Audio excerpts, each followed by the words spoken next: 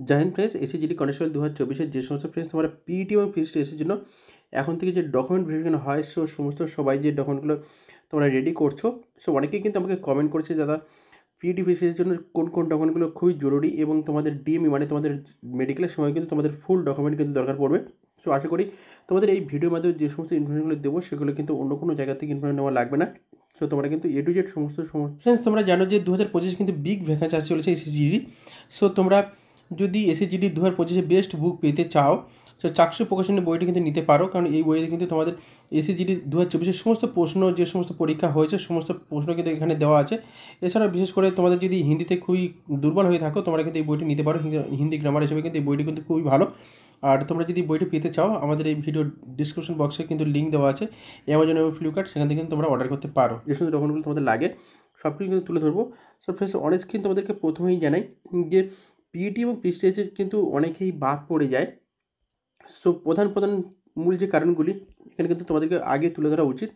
দেখো, তোমাদের কিন্তু 170 সেন্টিমিটার হাইট কিন্তু অবশ্যই লাগে, যারা জেনারেল বা এসসি আছো বা ওবিসি যে সমস্ত প্রার্থী আছে বা ইডোলেস, তোমাদের কিন্তু 170 সেন্টিমিটার হাইট লাগবে মেল প্রার্থীদের ক্ষেত্রে।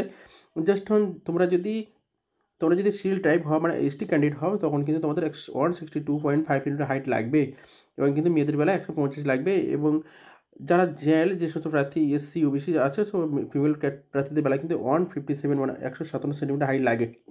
এই হাইটের ব্যাপারে তোমাদেরকে প্রথমে কেন জানলাম যে এই হাইটে কিন্তু তোমাদের পিইটি ফেসে এসে তোমাদের ডকুমেন্ট ভেরিফিকেশনের জন্য অনেকেই যেমন ক্যান্সেল হয়ে যায় বা বাদ পড়ে যায়, ঠিক সেম কিন্তু সবথেকে বেশি বাদ পড়বে কিন্তু এই হাইটের মেজারমেন্টের টেস্টের জন্য। কারণ কি, অনেকে কিন্তু দাঁড়ানো ভুল বা অনেকে কিন্তু হাইট শর্ট কারণে কিন্তু অনেকে বাদ পড়ে যায়। অনেকে সেম হাইট আছে, সঠিকভাবে তারা ঠিকভাবে দাঁড়াতে পারে না বা ঠিকভাবে তারা মাপটা দিতে পারে না, যার কারণে কিন্তু অনেক প্রবলেমের সম্মুখীন হতে হয় এবং হাইট থেকে মেজারমেন্ট থেকে কিন্তু বাদ পড়ে যায়। এখন থেকে কিন্তু তোমরা সেগুলো ভালোভাবে ঠিকঠাকভাবে তোমরা দাঁড়াবে এবং ঠিকঠাক তোমাদেরকে হাইট মেজারমেন্ট করতে হবে, সেগুলো কিন্তু পারফেক্ট পোস্টে নিয়ে যাবে। এছাড়া ফ্রেন্ডস তোমরা দেখো 5 কিলোমিটার যে রান হবে তাতে কিন্তু 24 মিনিট টাইম থাকবে। এরা প্রতিনিয়ত প্র্যাকটিস করে, তারা কিন্তু 16, 17, 18 মিনিটে কিন্তু প্র্যাকটিস মানে তোমাদের রান কিন্তু করে দেয়। কিন্তু অনেকেই আছে যারা এই রিক্রুটমেন্টের জন্য কোনোভাবে প্রস্তুতি মানে রাখবে বা যাবে সেরকমভাবে কিন্তু প্রথম থেকে তাদের মাইন্ড ছিল না। অনেকেই কিন্তু যে হয়তো কোনো রকম সরকারি সার্ভিস পাচ্ছে না বা যোগদান করেছে এবং রান কিন্তু তারা সেইভাবে ভালো করেনি, তাদের ক্ষেত্রে কিন্তু যদি এই টাইমের ভিতরে রান না করতে পারো তখন কিন্তু অনেক প্রবলেমের সম্মুখীন হতে হবে। আরেকটা যে মেজারমেন্টে তোমাদের সবথেকে বেশি বাদ পড়ে, মেজারমেন্ট আনফিট হয় চেস্টের জন্য, কারণ অনেক প্রার্থী আছে তাদের কিন্তু চেস্ট কিন্তু সেইভাবে নেই, অনেক হালকা মানে তাদের কিন্তু হালকা পাতলা শরীর হওয়ার জন্য কিন্তু 80 সেন্টিমিটার কিন্তু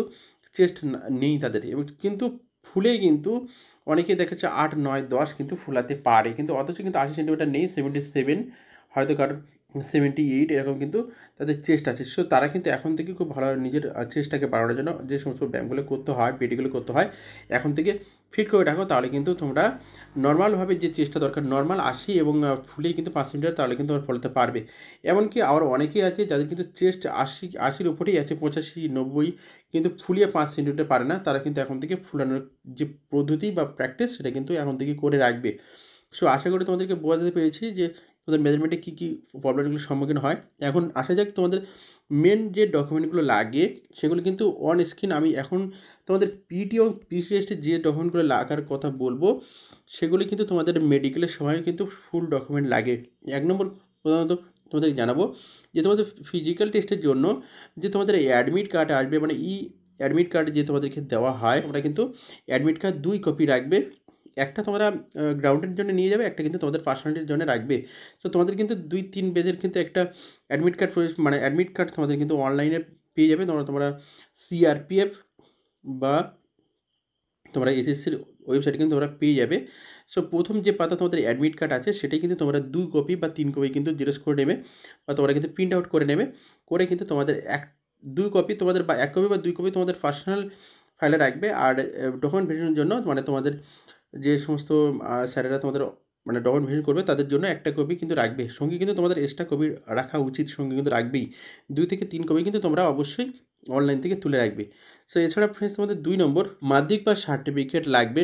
মাধ্যমিকের তোমরা জানো, তোমরা যখন ফর্ম ফিল আপ করেছো তখন কিন্তু মাধ্যমিকের অ্যাডমিট, মার্কশিট, তারপরে তোমাদের রেজিস্ট্রেশন, বোর্ড সার্টিফিকেট কিন্তু তোমাদের 4টে ডকুমেন্ট হয়। সো অ্যাডমিট কার্ড, তারপরে কিন্তু তোমাদের মার্কশিট এবং রেজিস্ট্রেশন, মানে তোমাদের রেজিস্ট্রেশন এবং অ্যাডমিট কার্ড কিন্তু তোমাদের পরীক্ষার আগে দেওয়া হয়, এবং মার্কশিট এবং বোর্ড সার্টিফিকেট কিন্তু তোমাদের পরীক্ষা পাস করার পরে দেওয়া হয়। সো 4টে ডকুমেন্টই কিন্তু তোমরা রেখে দেবে। এছাড়া তোমরা যদি উচ্চশিক্ষার যোগ্যতা হও, মানে তোমরা যদি 12 পাস হও বা তোমাদের গ্র্যাজুয়েশন হও, সো যখন তোমরা ফর্ম ফিল আপ করেছিলে, তো তখন কিন্তু তোমরা যদি এইচএস পাস কিংবা তোমরা যদি গ্র্যাজুয়েশন পাস লেভেল যদি তোমরা দিয়ে থাকো, সো সমস্ত ডকুমেন্ট কিন্তু তোমরা অবশ্যই সঙ্গে রাখবে, অরিজিনাল এবং জেরক্স। সো কপি জেরক্স রাখতে হবে, কোনটা কী করতে হবে সব কিছু কিন্তু সবশেষে বলে দেবো। সো এছাড়া ফ্রেন্ডস, তোমাদেরকে ডোমিসিয়াল সার্টিফিকেট কিন্তু খুব গুরুত্বপূর্ণ। কারণ কি, অনেকে হয়তো ডোমিসিয়াল সার্টিফিকেট পুরাতন আছে, 1 বছর যদি ওপরে হয়ে থাকে, তারা কিন্তু ডোমিসিয়াল সার্টিফিকেট এখন থেকে তুলে নাও। 3 নম্বর সবথেকে গুরুত্বপূর্ণ ডকুমেন্টস ডোমিসিয়াল সার্টিফিকেট, মানে HDO residential certificate. So HDO residential certificate তোলার জন্য কিন্তু তোমাদের সমস্ত ডকুমেন্ট লাগে। বাবা মায়ের ডকুমেন্ট লাগে, মায়ের ডকুমেন্ট লাগে, ভোটার লিস্ট লাগে, জমির দলিল বা পর্চা 15 বছর 20 বছরের মানে আগের যাদের আছে, সো তাদের ক্ষেত্রে খুব ভালো হয়। সো এই সমস্ত ডকুমেন্ট লাগে। প্রথমে তোমাদের অনলাইন করতে হয়, তারপরে তোমাদের ভিডিও, তো অনলাইন করার পরে ভিডিও থেকে কিন্তু তোমাদের এইচডিও ট্রান্সফার করা হয়। এইচডিও কিন্তু তোমাদেরকে তারপরে অনলাইনের মাধ্যমে দিয়ে দেয়, বা এইচডিও কিন্তু একটা ভেরিফিকেশন হয়, তখন কিন্তু তোমাদের যেতে হয়। বা এইচডিও ডিরেক্ট দেয় অনেকের সময়, অনেকের কিন্তু ডিরেক্ট দিতে পারে অফলাইনে, অনেকে কিন্তু অনলাইনে ছেড়ে দেয়। সো অনলাইন থেকে কিন্তু তোমরা যে কপিটা দেবে, মিনিমাম কিন্তু এইচডিও সার্টিফিকেট যখন অনলাইন থেকে কপি দেবে, মিনিমাম 2 কপি কিন্তু তোমরা কিন্তু অবশ্যই তুলে রাখবে।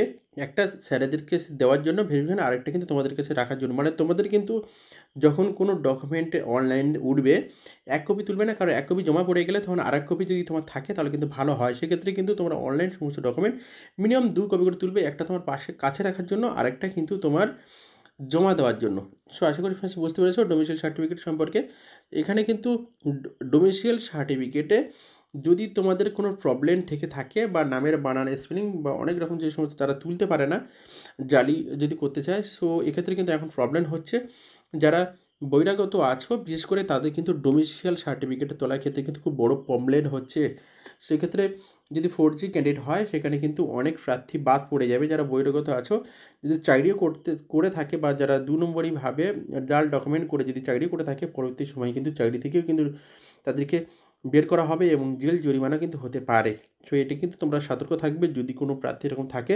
সো আশা করি তোমরা বেরিয়ে আসার চেষ্টা করো, তাহলে কিন্তু তোমাদের ভালো হয়। তো এবারে তোমাদের 4 নম্বর যে পয়েন্ট, তোমাদের কিন্তু কাস্ট সার্টিফিকেট।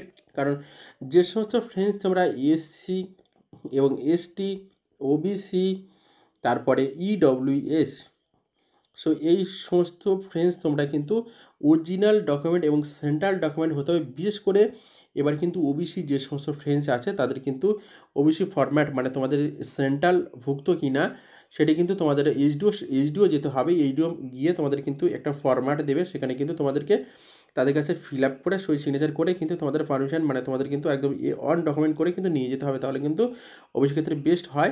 আর ইডব্লিউ সার্টিফিকেটের ক্ষেত্রে তোমাদের কিন্তু দেখো ফ্রেন্ডস, তোমাদের কিন্তু একটা সার্টিফিকেটের নির্দিষ্ট টাইম থাকে।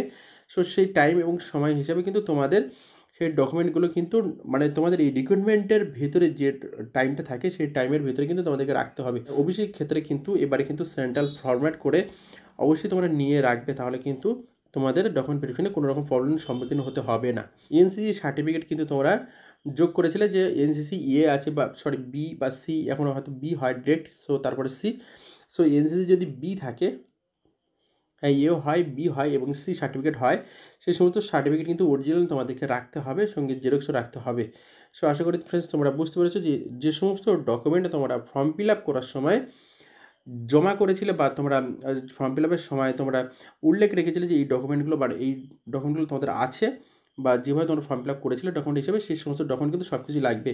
এছাড়া ফ্রেন্ডস, যারা রিলেশনশিপ সার্টিফিকেট আছে, মানে ডিসচার্জ সার্টিফিকেট, যাতে বাবা মা যদি এক্স সার্ভিসম্যান হয়ে থাকে, তাদের ক্ষেত্রে কিন্তু, বা এক্স সার্ভিসম্যান সার্টিফিকেট কিন্তু তোমাদের রাখতে হবে, তাহলে কিন্তু ভালো হয়। মানে এই যে ডকুমেন্টগুলো তোমাদের বলা হচ্ছে, এগুলো কিন্তু পিইটি এবং পিজি টেস্ট, এছাড়া তোমাদের কিন্তু ডিএমএ, মানে তোমাদের ডিরেক্ট মেডিকেল যে তোমাদের সেন্টারে যেতে হবে, সো মেডিকেলের সময় কিন্তু তোমাদের এই সমস্ত ডকুমেন্টগুলো কিন্তু লাগবে। আইডি প্রুফের ক্ষেত্রে কিন্তু তোমাদের কিন্তু খুবই ইম্পর্টেন্ট। কারণ কি ফ্রেন্ডস, তোমরা জানো যে অনেকেই কিন্তু জালি ডকুমেন্ট হয়, সেক্ষেত্রে কিন্তু আইডি প্রুফ হিসেবে আধার কার্ড কিন্তু একটি বিশেষ গুরুত্বপূর্ণ। কারণ কি, আধার কার্ডে যদি তোমাদের কোনো ডেট অফ বার্থ চেঞ্জ থাকে, বা ডেট অফ বার্থ ভুল থাকে সার্টিফিকেট অনুযায়ী, মানে তোমাদের মাধ্যমিক মানে এমপি সার্টিফিকেটের নামের বানান এবং তোমার নামের বানান এবং বাবার নামের বানান, তোমাদের নিজের নাম এবং বাবার নাম প্লাস হচ্ছে ডেট অফ বার্থ, এই তিনটে কিন্তু হুবহু এক থাকতে হবে এই আধার কার্ডে, তাহলে কিন্তু বেস্ট হয়। নাহলে কিন্তু তোমাদের ডকুমেন্ট ভেরিফিকেশনে কোনো না কোনো প্রবলেমের সম্মুখীন হতে পারে। সো এছাড়াও ফ্রেন্ডস তোমাদের কিন্তু তোমাদের ভোটার কার্ড বা ড্রাইভিং লাইসেন্স, প্যান কার্ড, যে কোনো ডকুমেন্ট যদি তোমাদের থাকে তো সেগুলো কিন্তু তোমরা সঙ্গে রাখতে পারো। সো আইডি প্রুফ হিসেবে কিন্তু আধার কার্ডটা কিন্তু খুব গুরুত্বপূর্ণ এবং উল্লেখযোগ্য, তোমরা কিন্তু সঙ্গে রাখবে। আইডি প্রুফ হিসেবে আরেকটি কিন্তু ফটো লাগে। সো এই ফটো কিন্তু তোমাদের 4 কপি লাগে, সবসময় কিন্তু তোমাদের রিকোয়ারমেন্ট 4 কপি নেওয়া হয়। সেক্ষেত্রে সুন্দর করে ফ্রেশ করে নিয়ে যাবে, যেন কোনো রকম ঝাপসা বা অনেক আগের পুরাতন যে ফটো আছে সেগুলো কিন্তু নিয়ে যাবে না। ফটোগুলো কিন্তু সমস্ত ফটোগুলো যেন ভালো হয় এবং একরকম হয়। যদি তোমাদের 4 কপি নেয়, 4 কপি ফটো কিন্তু একই রকম হতে হবে। কারণ দেখা যাচ্ছে দুটো ফটো আলাদা হলো, দুটো ফটো মানে দুটো আলাদা আলাদা যদি ফটো হয় সেক্ষেত্রে কিন্তু অনেক প্রবলেম হয়। তো তারা যদি 3 কপি চায়, 4 কপি চায়, একই রকম ফটো তোমরা কিন্তু জমা দেবে। অর্থাৎ ফ্রেন্ডস তোমরা আশা করি সমস্ত ডকুমেন্ট সম্পর্কে তোমরা বুঝে নিয়েছো। কারণ যে সমস্ত ডকুমেন্টগুলো তোমাদেরকে বলা হয়েছে এবং তোমরা জানো ফর্ম ফিল আপের সময় তোমাদের কিন্তু যেগুলো বলা ছিল সেখানে দেখো এক্স সার্ভিসম্যান এবং দেখো এখানে প্যান কার্ড বা আধার কার্ড, এখানে কিন্তু তোমাদের সার্টিফিকেট কিন্তু দেওয়া হয়েছে। তোমাদের date of birth certificate original থাকলে অরিজিনাল নিয়ে যাবে। এখানে দেখো ম্যাট্রিকুলেশন যে সার্টিফিকেট মানে মাধ্যমিক পাশের যে সার্টিফিকেট, সব কিছুই কিন্তু তোমাদের রিক্রুটমেন্টের যখন ফর্ম ফিল আপ হওয়ার সময় কিন্তু দেওয়া হয়েছিল। ফর্ম ফিল আপ অনুযায়ী যে ডকুমেন্ট সেগুলো কিন্তু সঙ্গে রাখবে, তাহলে কিন্তু তোমাদের কোনো প্রবলেমের সম্মুখীন হতে হবে না। বিশেষ করে তোমাদের এই রিক্রুটমেন্টে শেষ যে বক্তব্য যে তোমরা কিন্তু height, weight, chest, running fit থাকো এখন থেকে। দ্বিতীয়ত তোমাদের মেডিকেল কিন্তু এখন থেকে ফিট করা উচিত নিজেকে, কারণ কি অনেক বড় বড় প্রবলেম থাকে যেগুলো সলভ করতে গেলে মেডিকেল আগে থেকে প্রস্তুতি থাকলে কিন্তু সুস্থভাবে টাইম অনুযায়ী কিন্তু সুস্থ হওয়া যায়।